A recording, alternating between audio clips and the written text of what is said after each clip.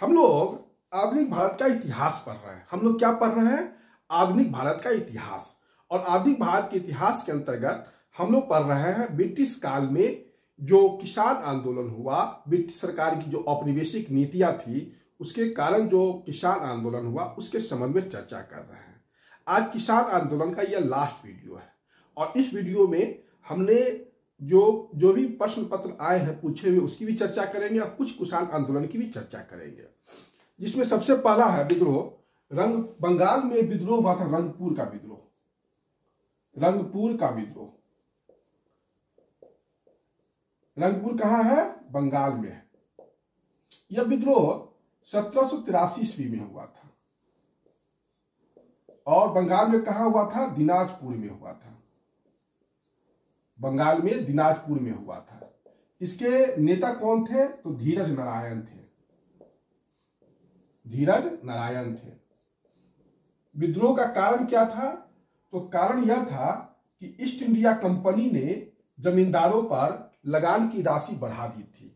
क्योंकि जमींदार पर जब लगान की राशि ईस्ट इंडिया कंपनी ने बढ़ाई थी तो उसका बोझ अंततः किसानों को वहन करना पड़ता। इसलिए धीरज नारायण के नेतृत्व में किसानों ने विद्रोह कर दिया।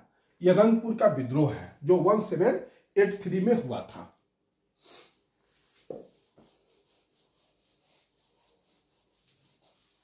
उसके बाद है पुनपरा वायलर विद्रोह। पुनपरा वायलर विद्रोह। पुनपरा वायलर विद्रोह 1946 ईस्वी में हुआ था और यह त्रावणकोर में हुआ था। त्रावणकोर केरल में है, वहीं हुआ था। त्रावणकोर के दीवान थे, उनका नाम था सीपी रामास्वामी। सीपी रामास्वामी। इन्होंने पुनपरा वायलर विद्रोह का नेतृत्व संभाला। ये दीवान थे त्रावणकोर महाराज के यहाँ और इन्होंने चलाया था। यहां पर कारण यह था कि अन्न की कमी हो गई थी। तो सीपी रामास्वामी ने अमेरिकी मॉडल पर यहां पर कृषक आंदोलन का नेतृत्व किया। अमेरिकी मॉडल पर इनका विश्वास यह था कि ब्रिटिश जब यहां से चले जाएंगे तो वह जो है त्रावणकोर में एक स्वतंत्र राज्य का स्थापना करेंगे। तो यही है पुनपरा वायलर विद्रोह।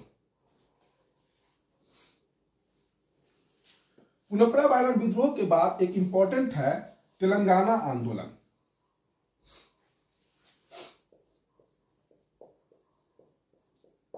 तेलंगाना आंदोलन। तेलंगाना आंदोलन 1946 से लेके 1951 तक हुआ था। तेलंगाना आंदोलन कब से कब हुआ था? 1946 से लेके 1951 तक हुआ था। तेलंगाना का समझ रहे हैं कि आंध्र प्रदेश में हुआ था। इसका नेतृत्व किया था संदरैया ने। इसका नेतृत्व किसने किया था? संदरैया ने। कारण यह था कि किसानों का शोषण करते थे, निजाम भी शोषण करते थे, जमींदार शोषण करते थे, व्यापारी शोषण करते थे और साहूकार शोषण करते थे। सभी मिलकर किसानों का शोषण करते थे, किसानों से बेगार करवाते थे। तो ये सब कारण से जो है यहां पर तेलंगाना में काफी विद्रोह हुआ, किसानों ने किया।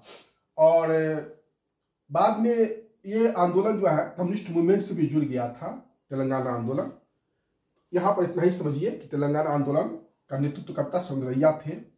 1946 से 51 तक चला था। भारत की स्वतंत्रता के ठीक समय में, क्योंकि 1947 से स्वतंत्र भारत हुआ था, तो 1946 से लेकर स्वतंत्रता के बाद 1951 तक चला और निजाम, जमींदार, व्यापारी और साहूकार के यह खिलाफ था।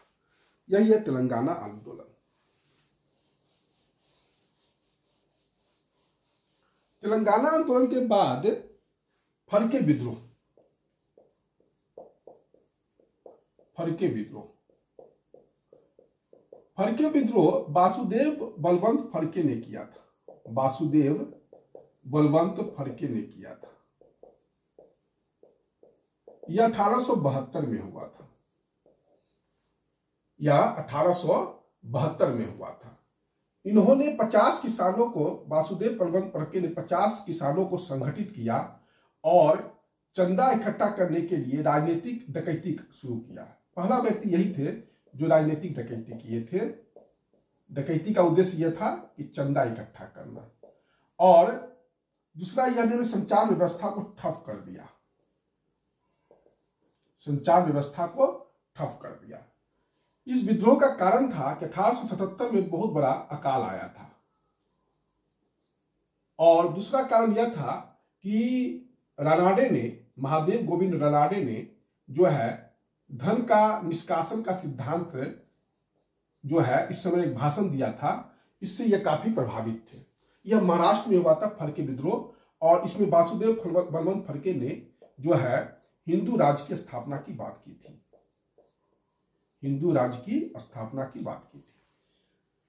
फरके विद्रोह वासुदेव बलवंत फरके ने महाराष्ट्र में शुरू किया था और 1872 में शुरू किया था। इन्होंने 50 किसानों को संगठित करके चंदा इकट्ठा करने के लिए राजनीतिक डकैती शुरू किया। यह पहला व्यक्ति थे जिन्होंने राजनीतिक डकैती किया था धन के लिए, और इसका कारण यह था कि 1877 में 1877 में महाराष्ट्र में अकाल आया था, और दूसरा यह इंपॉर्टेंट प्रभाव पड़ा था कि महादेव गोविंद रानाडे ने जो है धन का निष्कासन का सिद्धांत दिया था। इससे ये वासुदेव बलवंत फरके काफी प्रभावित थे। इन्होंने हिंदू राज्य की स्थापना का नारा दिया। यही है फरके विद्रोह।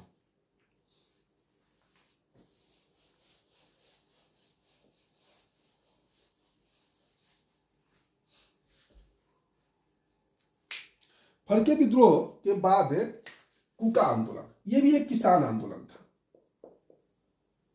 यह भी जो था किसान आंदोलन था।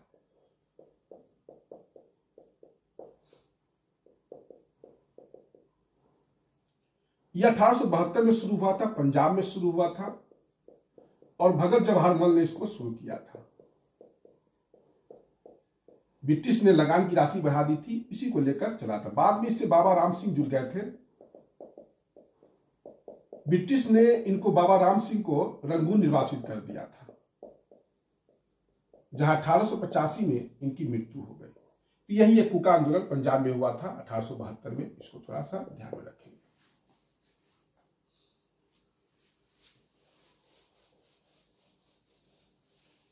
इसके बाद है बिजौलिया आंदोलन। इसके बाद है बिजौलिया आंदोलन। बिजौलिया आंदोलन 1913 से लेकर 1915 तक चला था,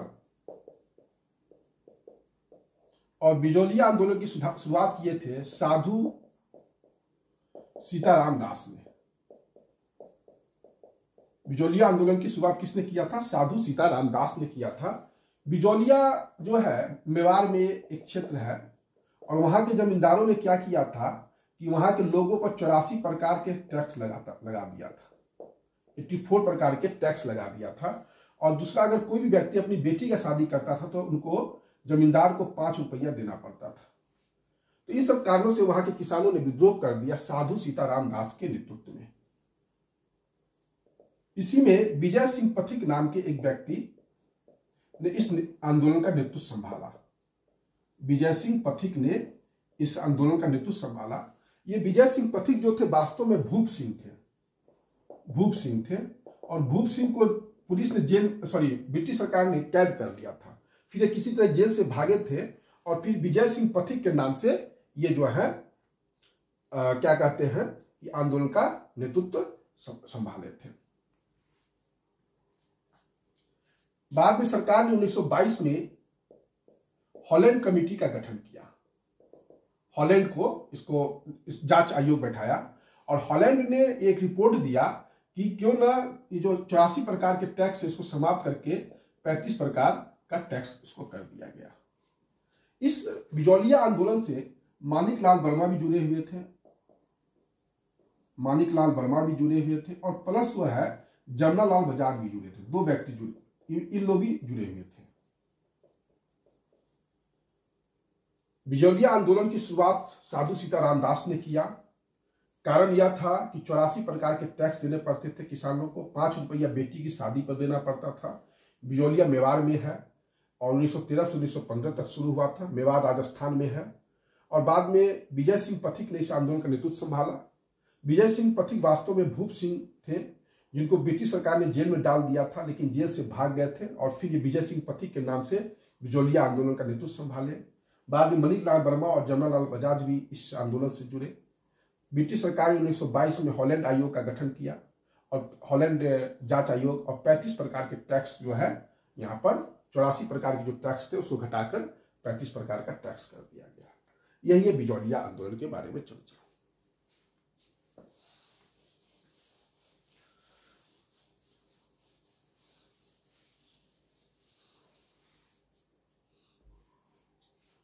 उसके बाद है आपका भूदान आंदोलन।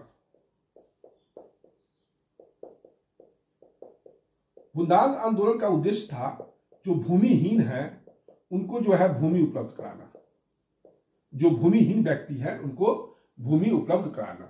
यह आंदोलन, भूदान आंदोलन 18 अप्रैल 1951 को शुरू हुआ था और इसको शुरू करने वाले व्यक्ति थे महान सर्वोदयी नेता, गांधीवादी नेता विनोबा भावे। इस आंदोलन से 1953 में जयप्रकाश नारायण जुड़ गए। जयप्रकाश नारायण भी इस आंदोलन से 1953 में जुड़े। 18 अप्रैल 1951 को 1951 को विनोबा भावे ने इसको शुरू किया था तेलंगाना से। तेलंगाना जो आज का डिस्ट्रिक्ट राज्य है, वही एक पोचमपल्ली गांव है, वहीं से शुरू किया था, पोचमपल्ली गांव से। 1955 के बाद यह आंदोलन ग्रामदान आंदोलन के रूप में बदल गया। ग्रामदान आंदोलन के रूप में बदल गया। ग्रामदान आंदोलन उड़ीसा से शुरुआत हुई थी और इसका एकमात्र आदर्श वाक्य था सारी भूमि गोपाल की। ग्रामदान आंदोलन का एकमात्र आदर्श वाक्य था सारी भूमि गोपाल की। तो यही है आपका भूदान आंदोलन के बारे में थोड़ा सा स्टेटमेंट।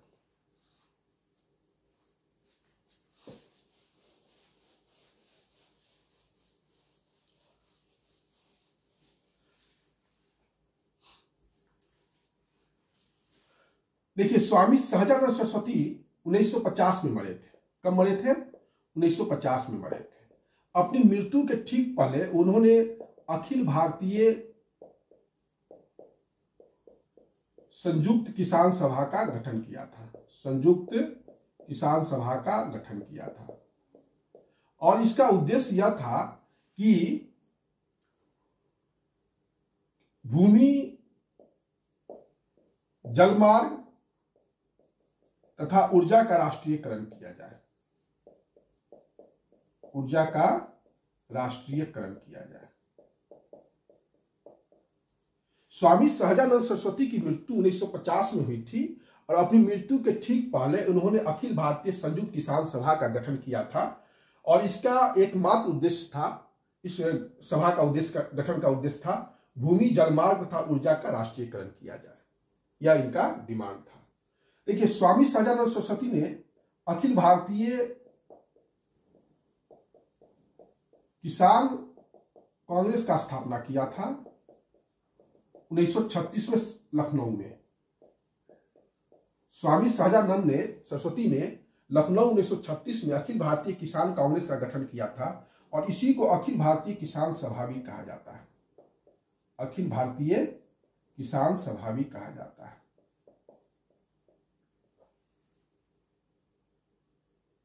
स्वामी सहजानंद सरस्वती ने बिहार में बकास्त आंदोलन का भी नेतृत्व किया था। बिहार में बकास्त आंदोलन का भी नेतृत्व किया था। बकास्त का अर्थ हुआ स्वयं की खेती का जो जमीन होता है उसी के लिए आंदोलन शुरू हुआ था। बिहार में जो भूमि संबंधी आंदोलन में राजेंद्र प्रसाद भी जुड़े हुए थे।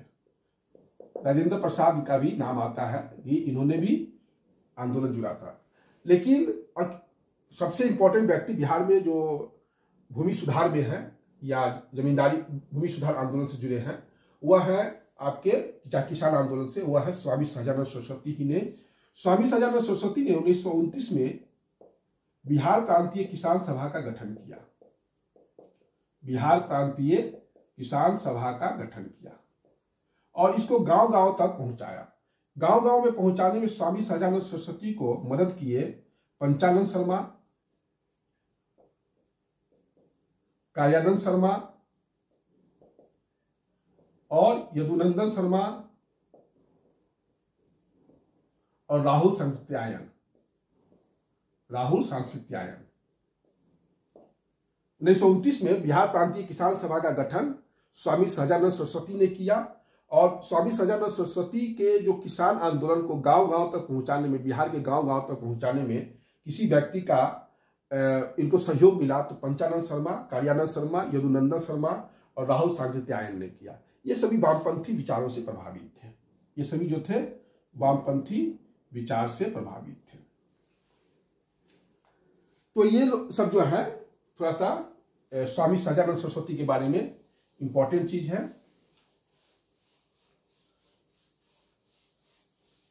अखिल भारतीय किसान कांग्रेस को ही अखिल भारतीय किसान सभा भी कहा जाता है, जो स्वामी सजानंद सरस्वती ने गठन किया था 1936 में लखनऊ में। जवाहरलाल नेहरू ने भी इस अखिल भारतीय किसान कांग्रेस या सभा को नेतृत्व प्रदान किया था, संबोधित किया था। तो यही सब है किसान आंदोलन के बारे में कुछ जानकारी। मेरे ख्याल से इसके अलावा जो है आपको और कुछ क्वेश्चंस नहीं बनता है यहाँ से। इतना ही से आपका काम आ जाएगा। आप मेरे सारे वीडियो को किसान आंदोलन पर मैंने जो वीडियो बनाया है वो काफ़ी है। अब जो है आधुनिक भारत में, अब हम नेक्स्ट टॉपिक में के साथ आपके पास प्रस्तुत होंगे पुनः। धन्यवाद।